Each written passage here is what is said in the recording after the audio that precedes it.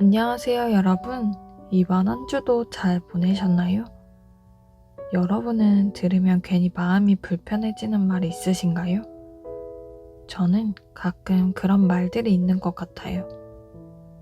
누가 뭐라고 심하게 말한 것도 아닌데, 이상하게 마음에 오래도록 걸리고, 괜히 피하고 싶어지는 말들이 있잖아요. 그런데 가만히 생각해보면, 그 말이 틀려서 불편한 게 아니라, 오히려 너무 맞는 말이라서 불편할 때가 있더라고요. 그 말이 나를 돌아보게 만들기 때문인 것 같아요. 그래서 어떤 말은 듣기 좋을 때보다 듣기 불편할 때 더 깊이 생각해봐야 하는 것 같아요. 오늘은 129번째 메시지입니다. 제목부터가 마음을 콕콕 찌르는 것 같은데요. 제목은 이 말씀을 제일 싫어하는 사람은 누구일까요?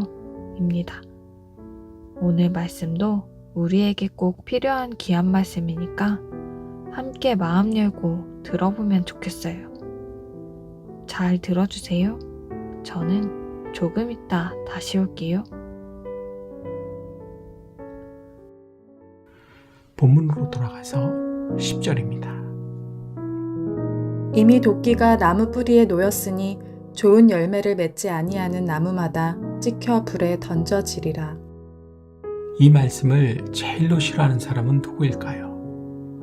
한번 천천히 생각해 보세요. 당연히 좋은 열매를 맺지 못한 사람입니다.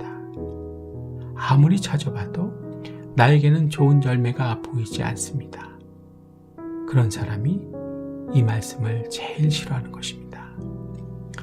예수님께서 좋은 열매를 맺는 비결을 가르쳐 줬는데도 가르쳐 주신 대로 하는 것은 싫다고 안 하면서 찍혀 지옥불에 던져지는 것은 마음에 들지 않는 것입니다.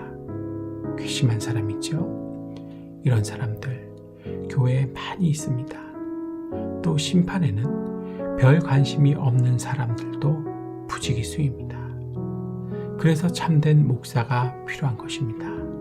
세례 요한과 같이 회개하를 외치는 목사가 있어야 한다는 것입니다. 그렇다면 여러분, 어떻게 해야 좋은 열매를 맺을 수 있게 될까요? 이미 다 아시겠지만 다시 한번 확인해 봅니다. 3가지로 요약할 수 있습니다. 첫째, 기본 정신입니다. 요한복음 12장 24절 25절입니다. 내가 진실로 진실로 너희에게 이르노니 한 알의 밀이 땅에 떨어져 죽지 아니하면 한 알 그대로 있고 죽으면 많은 열매를 맺느니라. 자기의 생명을 사랑하는 자는 잃어버릴 것이요 이 세상에서 자기의 생명을 미워하는 자는 영생하도록 보존하리라. 바울 사도와 같이 자기 자신을 죽이는 것입니다. 이게 기본 정신입니다. 희생과 헌신이 없으면 열매를 맺을 수 없습니다. 그대로 있으려고 하지 마십시오. 찍혀 불에 던져집니다. 둘째는 사는 모습입니다. 요한복음 15장 4절로부터 6절입니다. 내 안에 거하라 나도 너희 안에 거하리라. 가지가 포도나무에 붙어있지 아니하면 스스로 열매를 맺을 수 없음같이 너희도 내 안에 있지 아니하면 그러하리라. 나는 포도나무요 너희는 가지라. 그가 내 안에 내가 그 안에 거하면 사람이 열매를 많이 맺나니 나를 떠나서는 너희가 아무것도 할 수 없음이라. 사람이 내 안에 거하지 아니하면 가지처럼 밖에 버려져 마르나니 사람들이 그것을 모아다가 불에 던져 사르느니라. 내 쪽에서 먼저 주신 말씀에 순종함으로써 예수님께 붙어 있어야 하는 것입니다. 가지가 나무에 붙어 있는 방법이 순종입니다. 중요하니까 따라해 볼까요? 가지가 나무에 붙어 있는 방법이 말씀에 순종하는 것이다. 이렇게 살아야, 이런 모습이 되어야 열매를 맺을 수 있습니다. 말씀에 순종하기 싫으십니까? 예수님께서 6절에서 말씀하시죠. 뭐라고 말씀하십니까? 사람이 내 안에 거하지 아니하면 가지처럼 밖에 버려져 마르나니 사람들이 그것을 모아다가 불에 던져 사르니라. 나에게 하시는 말씀으로 들으실 수 있기를 바랍니다. 셋째, 신경 써서 해야 하는 일입니다. 마태복음 13장 22절입니다. 가시떨기에 뿌려졌다는 것은 말씀을 들으나 세상의 염려와 재물의 유혹에 말씀이 막혀 결실하지 못하는 자요. 열매를 맺지 못하게 만드는 가시를 제거해 내야 하는 것입니다. 세상의 염려와 재물의 유혹이 가시입니다. 이것에 집중을 해서 신경 써서 제거해 버려야 합니다. 그렇지 않으면 찔러서 열매를 맺을 수 없게 됩니다. 열매 맺지 못하는 나무는 어떻게 된다고 기록되어 있습니까? 찍혀 불에 던져진다고 기록되어 있습니다. 이상과 같은 좋은 열매를 맺는 비결 이미 다 알고 있으셨죠? 그동안 다 배웠잖아요. 세례 요한과 같은 참된 목사가 가장 중요하게 생각하고 해야 하는 일, 배웠으면서도 싫어서 안 하고 있는 사람을 찾아가서 확실하게 좋은 열매를 맺어야 한다고 전하는 것입니다.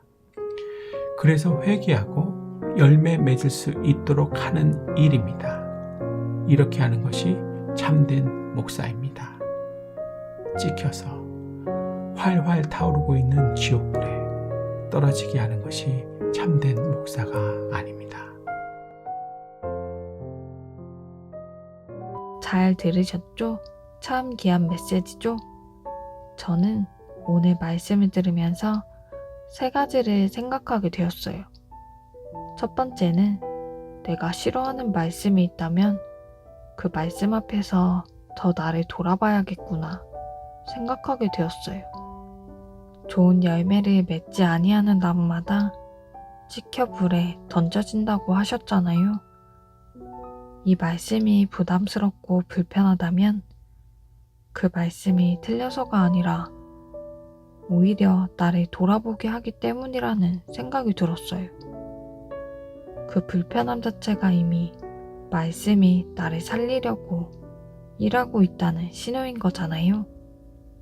두 번째는 좋은 열매는 그냥 맺히는 것이 아니라 내가 죽어지고 순종할 때 맺히는 것이구나 생각하게 되었어요. 한 알의 밀이 땅에 떨어져 죽을 때 많은 열매를 맺는다고 하셨잖아요.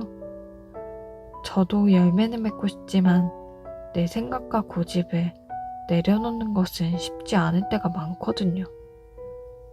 하지만 예수님께 붙어있는 가지가 되려면 말씀을 듣는 것에서 끝나는 것이 아니라 주신 말씀에 순종하는 삶이 있어야 한다는 것을 다시 깨닫게 되었어요. 세 번째는 열매를 막는 가시를 그냥 두면 안 되겠구나 생각하게 되었어요. 세상의 염려와 재물의 유혹이 말씀을 막아 결실하지 못하게 한다고 하셨잖아요. 저도 말씀을 몰라서 말씀대로 못 사는 것보다 걱정과 욕심이 커져서 말씀대로 살지 못할 때가 더 많은 것 같아요. 그래서 내 안에 말씀을 막고 있는 것이 무엇인지 살피고 순종하지 못하게 만드는 것들을 하나씩 제거해 가야겠다는 마음이 들었어요. 여러분은 오늘 말씀을 통해 어떤 생각을 하게 되셨나요? 댓글로 함께 나누면 좋겠습니다. 하나님께서는 언제나 우리를 새롭게 해주시고 강건하게 또 행복하게 살아갈 수 있는 방법을 말씀을 통해 가르쳐주세요. 그 하나님, 오늘도 나를 지켜보고 계셨을 거예요. 그리고 내일도 함께 해주실 거예요. 여러분, 오늘 하루도 참 잘 사셨어요. 저는 또 다음 시간에 올게요. 하나님께서 함께 하시는 평안한 밤 되세요.